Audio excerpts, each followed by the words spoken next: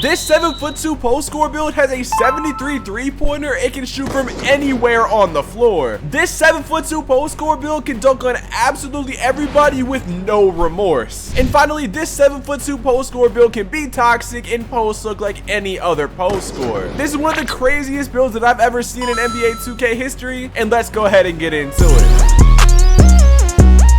Now to start off with the basics on this build, you want to go center for your position since you're not going to be going anything under 7 foot tall. So anything from 7'1" to 7'3", you have to go center on your position. Like I said in the intro, you're going to use 7'2" on your height. Weight is up to you, but I personally like to go 224 pounds. And then I go 8 foot, which is max wingspan. So with all like the basics and stuff out of the way, this build is really lanky, really fast since it's only 224 pounds of your weight. And it really can move for how tall it is. You can take people off the dribble, play them like a post scorer, play them as a popper and inside. There's so many different play styles that you can use this build with, and the overall body settings really help benefit basically the way I play. Now you can alter the weight, the wingspan, and the height and everything just to fit your play style, but this build really works for any single play style for anybody in this game. Now to start off with the finishing attributes, you have a 92 close shot. This is really essential for post scorer builds because it's going to allow you to get Hall of Fame hook specialist and gold fast twitch, which are some of the best finishing badges in all of NBA 2K24.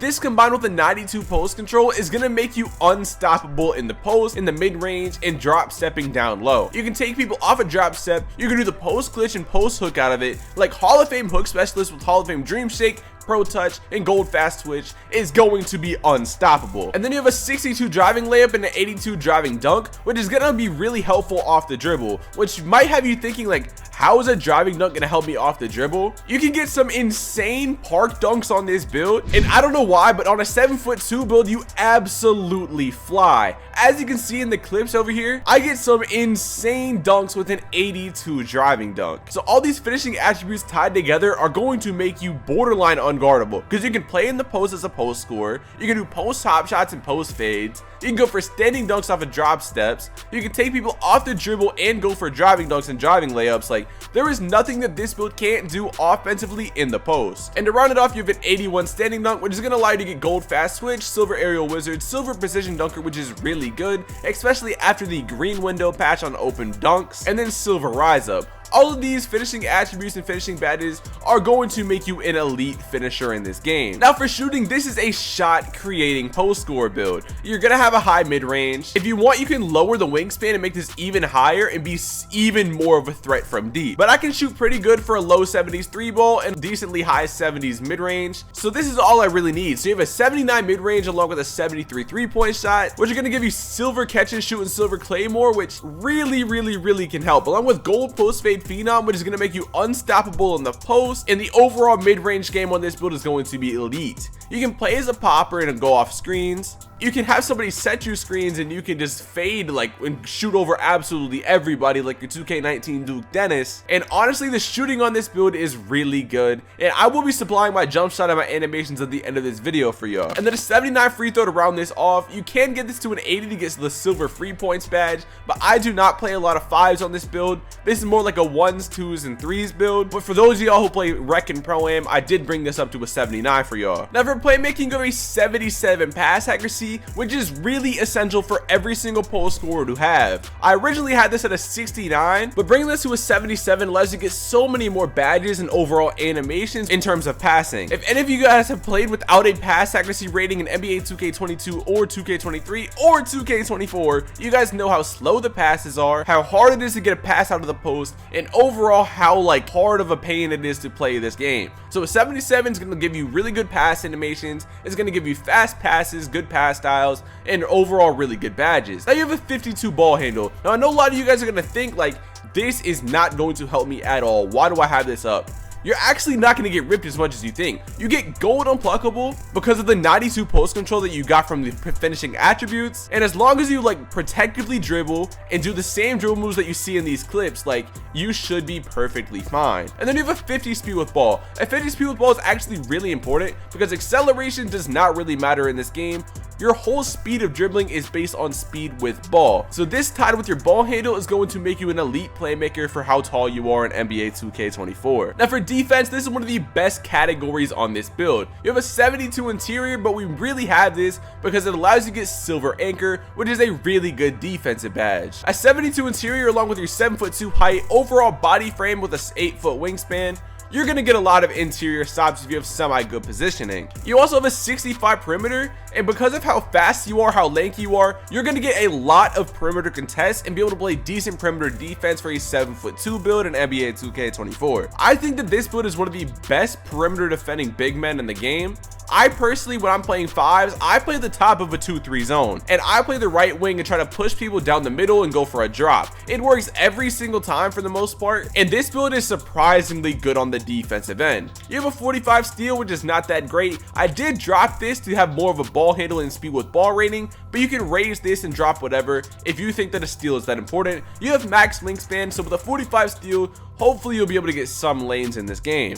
Now the big thing with defense is the 87 block on this build. You get silver anchor, silver chase down, and believe me, chase downs are broken on this build. So being 7'2" and being able to fly, like, you're gonna get a lot of chase down blocks. You also get silver pogo stick, which is always nice to have. A 57 O board, I'm just gonna ignore this. It only goes up because of my 92 D board rating, which I really wanted to emphasize to get gold rebound chaser and silver box out beast. These are some of the most important badges in terms of rebounding in this game, and you can put this on your O board if you value it higher than D board, but me personally, I always have a rebounder in the post or a lockdown with like a 65 plus offensive rebound or defensive rebound, so I don't really need to worry about it like that. I value D boards higher than O boards, but feel free to intertwine this or interchange this based on how you value your rebounding in NBA 2K24. Now debatably the most important part of the build is the physicals. This build is only as good as you can make it because of the physicals. You're gonna be really fast, you're gonna be able to have high stamina, you're going to be decently strong for how like lanky you are, and you're also going to be able to absolutely fly and take people off the dribble. So starting off, we're going to have a 60 speed and a 52 acceleration. These are going to help you offensively and defensively, and I highly recommend maxing these out at 7'2". The main point about this ISO post score build is being as fast as possible. The difference between this build and other post score builds is that other post scorers are fat and they only post hook. This is not going to be you. You have so many different play styles. You can play as a post hooker, you can play as an ISO post scorer, you can play as an inside a popper. I can't stress it enough how important physicals are on this build. They can make or break your build this year, and I truly mean that. Then you have a 74 strength, which is not bad at all for the lanky body frame that we have. Then you have a 74 vertical. This is going to allow you to get the silver chase on artist, which like I emphasized before is going to help a lot with how lanky you are and how fast you are. You're going to get a lot of chase down block, and I get a lot of them on this build, and I can't stress it enough how exciting it is every single time to get a chase down block because it's so rewarding to feel. And then to round off physicals, you have a 92 stamina. You can bring this up, but 92 gets you everything that you need. It gets you silver workhorse, and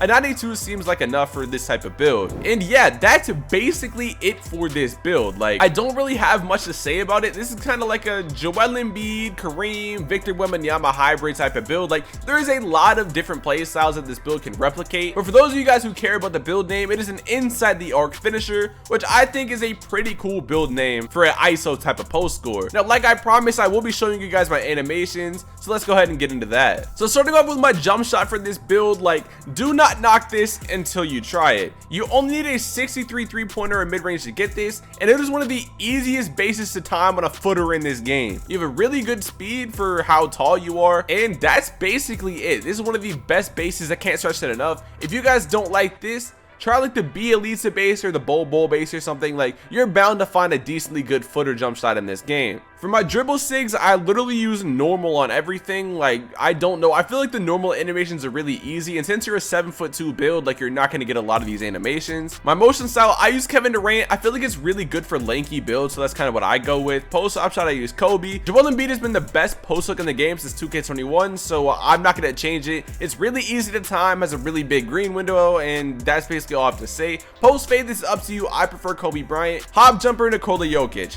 This is one of the most broken moves that I've ever seen in my life. If you pop sharp takeover, you are going to get an ankle breaker 9 out of 10 times with this move. Every single time I go for it, I break somebody and get a clip out of it. And then dribble pull up Dirk and spin jumper Kevin Durant. These work together to give you some nice like mid-range animations, but I really want to stress Dirk Nowitzki dribble pull-up. If you front fade with this dribble pull-up, you get the like sexiest fade animation that I've ever seen in my life, and it's actually insane. Dunk style, I just recommend using park dunks and overall NBA dunks that you like. It's all up to you. I'm not gonna give you guys my dunk animations because I use some really weird ones. And yeah, that's basically it for my animations.